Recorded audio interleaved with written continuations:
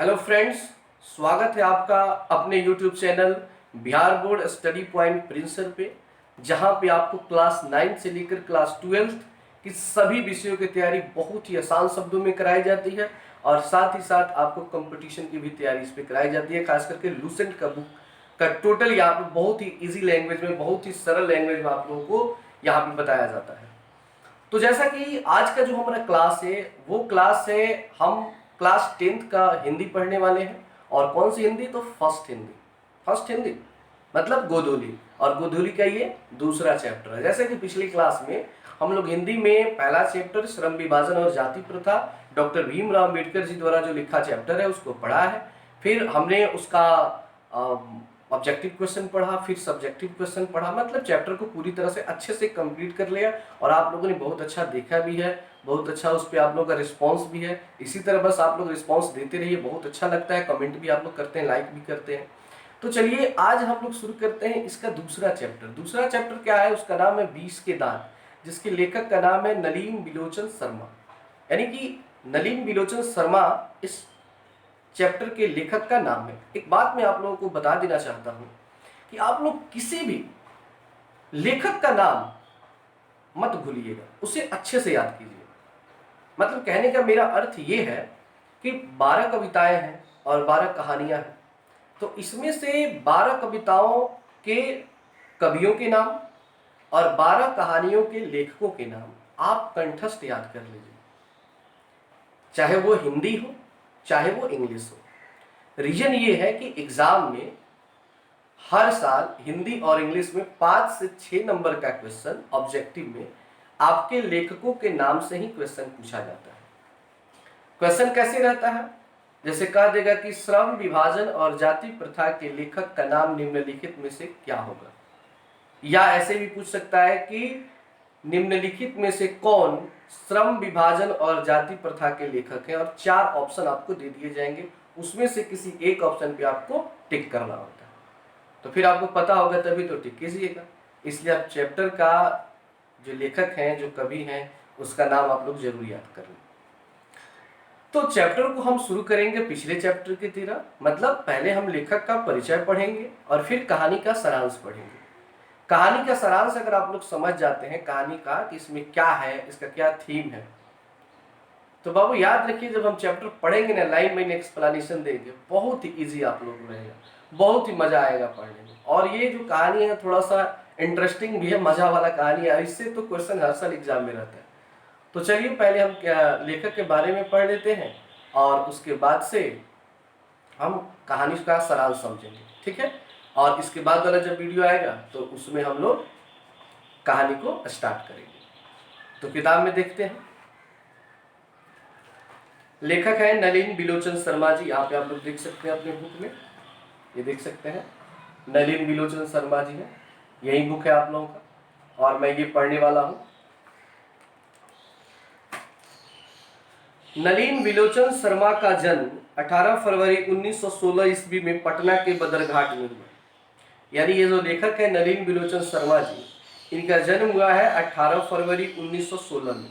18 फरवरी 1916 में हुआ है और पटना के बदरघाट में। पटना का अर्थ हुआ जैसे कि मान लीजिए कि हमारा जिला गोपालगंज जिला है और गोपालगंज जिला के हम जादवपुर क्षेत्र से बिलोंग करते हैं। उसी तरह हमारे नलिन बिलोचन शर्मा जी जो हैं, उनका भी घर पटना जिला के, बिहार के पटना, बिहार की राजधानी पटना है, उस पटना जिले के बदरघाट गांव में इनका जन्म हुआ है। कब हुआ है? 18 फरवरी 1916 को। इससे भी क्वेश्चन देखिए, ऑब्जेक्टिव क्वेश्चन तैयार हो जाएगा। क्वेश्चन हो सकता है कि नलिन बिलोचन शर्मा जी का जन्म कब हुआ था, या ऐसे भी हो सकता है कि नलिन बिलोचन शर्मा जी का जन्म कहाँ हुआ था। तो आराम से 2 क्वेश्चन यहाँ से तैयार हो जाते हैं। तीसरा उसके बाद है, वे जन्मना भोजपुरी भाषी थे। जन्मना मतलब होता है जन्म से, वे जन्म से ही भोजपुरी भाषी थे। क्योंकि बिहार में अगर कोई बच्चा पैदा हो और वो भोजपुरी न जाने, ऐसा तो नहीं हो सकता है। अगर कोई बिहार में पैदा होता है, यहाँ पे बड़ा होता है और वो भोजपुरी नहीं सीखता है और कहता है कि मुझे भोजपुरी नहीं आती है, तो ये एक दुर्भाग्य है। और साथ ही साथ वो बहुत प्रकार के बंतू टाइप का आदमी है। बंतू समझते हैं आप लोग? मतलब कि अपने आप को थोड़ा सा है नहीं उसमें काबिलियत, लेकिन अपने आप को दिखाएगा, शो करेगा, जिसको हम लोग नहीं कहते हैं कि बहुत जनावत है। उस टाइप की बातें हैं। वे दर्शन और संस्कृत के प्रख्यात विद्वान महा उपाध्याय पंडित रामावतार शर्मा के ज्येष्ठ पुत्र थे।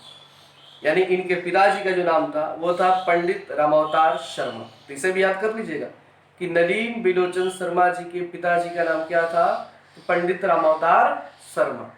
एक और बात है कि यहाँ पे कहा जा रहा है कि दर्शन और संस्कृत, तो संस्कृत तो आपको पता है एक सब्जेक्ट है, उसके बहुत बड़े जानकार थे, पंडित थे तो भाई जानकार तो थे ही। साथ ही साथ दर्शन की बात, यहाँ पे दर्शन को हम कहते हैं फिलॉसफी, मतलब कि नैतिक शिक्षा आप लोग पढ़े होंगे बचपन में, छोटे छोटे क्लासों में पढ़ाया जाता है कि नैतिक शिक्षा, जिसमें कहानियां होती है जिससे हम अपने जीवन में कुछ सीखना पड़ता है, वही होता है दर्शन शास्त्र, ठीक है ना, उसी को हम लोग फिलॉसफी बोलते हैं। तो उसके ये बहुत बड़े जानकार थे। माता का नाम रत्नावती शर्मा था। इनकी माँ का नाम क्या था, रत्नावती शर्मा था।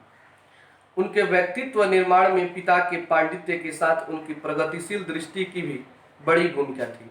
मतलब इनका जो व्यक्तित्व था, यानी कि व्यक्तित्व जिसको हम लोग अंग्रेजी में बोलते हैं पर्सनालिटी, लोग कहते हैं इसका पर्सनालिटी गजब का है। पर्सनालिटी मतलब होता है व्यक्तित्व होता है, मतलब शरीर से लेकर बोल चाल रहन सब चीज को पर्सनालिटी ही बोला जाता है। तो यहाँ पे कहा जा रहा है कि उनके व्यक्तित्व निर्माण में, मतलब उनका जो पर्सनालिटी का निर्माण था उसमें पिता के पांडित्य के साथ उनकी प्रगतिशील दृष्टि की भी बड़ी भूमिका थी। मतलब ये भी अपने पिताजी के जैसे ही बहुत विद्वान थे। ऐसा नहीं कि पिताजी विद्वान थे और ये विद्वान नहीं थे, उन्हीं के जैसे और उन्हीं के बताए गए मार्ग पर ये चलने का प्रयास भी करते थे। उनकी स्कूल की पढ़ाई पटना कॉलेजिएट स्कूल से हुई तथा पटना विश्वविद्यालय से उन्होंने संस्कृत और हिंदी में एमए किया। मतलब स्कूल की पढ़ाई समझते हैं, मतलब क्लास 1 से लेकर क्लास 10 तक ये स्कूल की पढ़ाई हमारे बिहार में मानी जाती है। अदर स्टेट में जाइएगा तो स्कूल 1 से लेकर 12 तक भी कहा जाता है, लेकिन हमारे यहाँ 10 तक ही स्कूल माना जाता है, उसके बाद कॉलेज माना जाता है। तो इन्होंने क्या किया कि स्कूल की पढ़ाई पटना कॉलेजिएट स्कूल से की और पटना विश्वविद्यालय से उन्होंने संस्कृत और हिंदी में एमए किया। और पटना विश्वविद्यालय से उन्हें किसमें ऑनर्स, इनका ऑनर्स क्या था, तो संस्कृत से और हिंदी में दो बार ये एमए किए हैं, एक बार संस्कृत विषय से और एक बार हिंदी विषय से, दोनों में ये एमए किए हैं, जिसको हम लोग कहते हैं मास्टर ऑफ आर्ट्स। वे हरप्रसाद दास जैन कॉलेज आरा, रांची विश्वविद्यालय और अंत में पटना विश्वविद्यालय में प्राध्यापक रहे। प्राध्यापक मतलब होता है शिक्षक का काम करे, प्रोफेसर का काम किए थे। सबसे पहले वे हरदास प्रसाद जैन कॉलेज आरा, उसमें काम किए हैं, आरा जिला का नाम आप लोग सुने होंगे। फिर रांची विश्वविद्यालय में इन्होंने पढ़ाया है और उसके बाद फिर ये पटना विश्वविद्यालय, इन तीनों विश्वविद्यालय में इन्होंने अध्यापक का काम किया।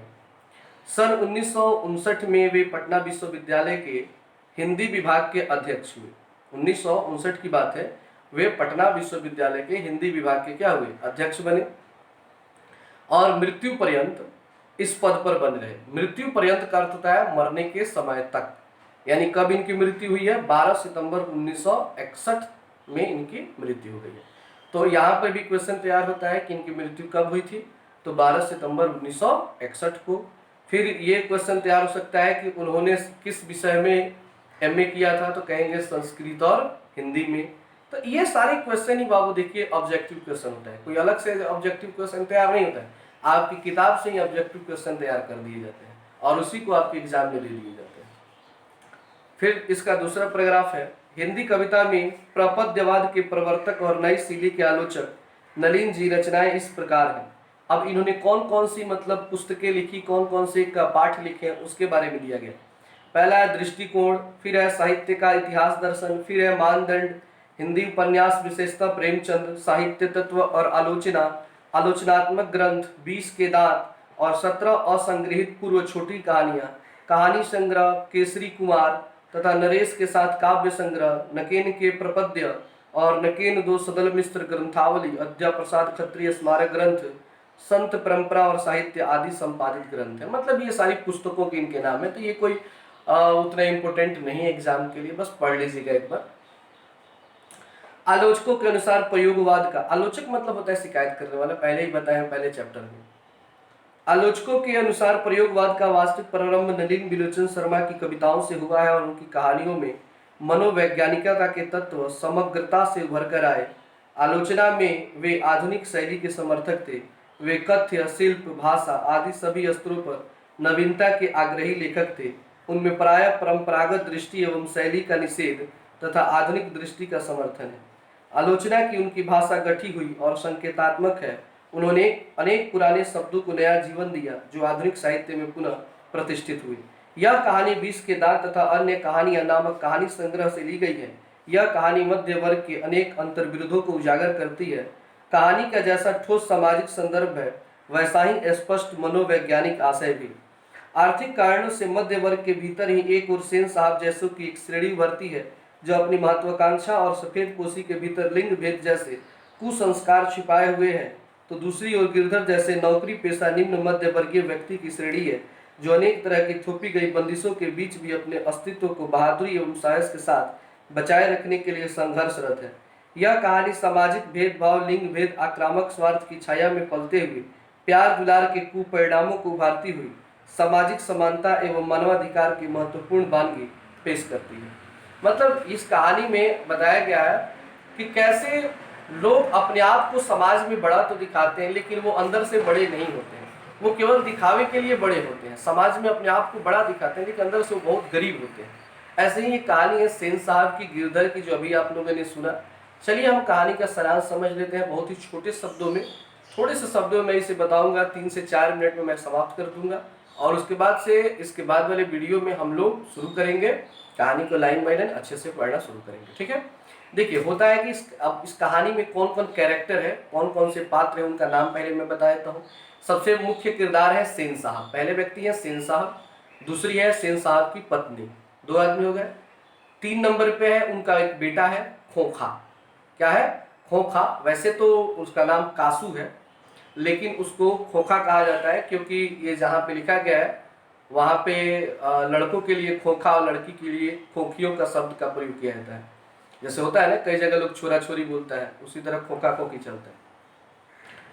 4 नंबर पे है कि इनकी 5 पुत्रियां हैं, फिर गिरधर है और उसका बेटा मदन है, उसकी पत्नी है, सेन साहब का ड्राइवर है और उसके कुछ मित्र हैं। ठीक है, तो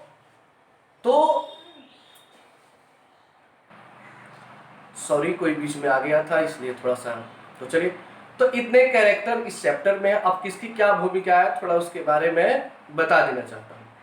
सेन साहब जो है उनको पहले 5 बेटियां होती है लेकिन वो अपनी बेटियों से मतलब खुश नहीं रहते हैं। उन पे बहुत सारे लड़की समझकर बहुत सारे नियम प्रतिबंध लगा दिए जाते हैं, तुमको ऐसे रहना है, वैसे करना है, दौड़ना नहीं है, बोलना नहीं है, कूदना नहीं है, मतलब किसी प्रकार की कोई आज़ादी नहीं दी जाती है। लेकिन जैसे उनका सबसे छोटा मतलब 6 नंबर पर उनका बेटा होता है, उसको किसी प्रकार का कोई भी बंदिश नहीं रखा जाता है, उस पर किसी प्रकार का कोई दबाव नहीं दिया जाता, इसके चलते वो बहुत बड़ा मुहजोर टाइप का व्यक्ति होता है। मुहजोर समझते हैं, मतलब बदमाशी करता है बहुत ज़्यादा वो।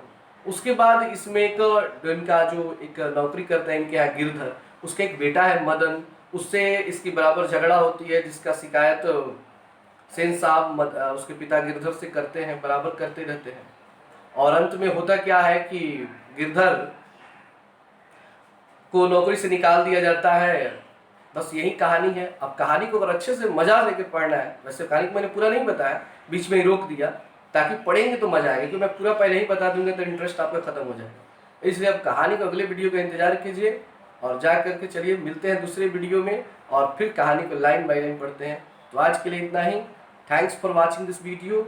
और अपने दोस्तों में मैं यही कहूँगा, बहुत बड़ा रिक्वेस्ट है आपसे कि अपने दोस्तों में व्हाट्सअप और फेसबुक पे शेयर कीजिए, चैनल को सब्सक्राइब कीजिए, ज़्यादा से ज़्यादा देखने का प्रयास कीजिए। धन्यवाद।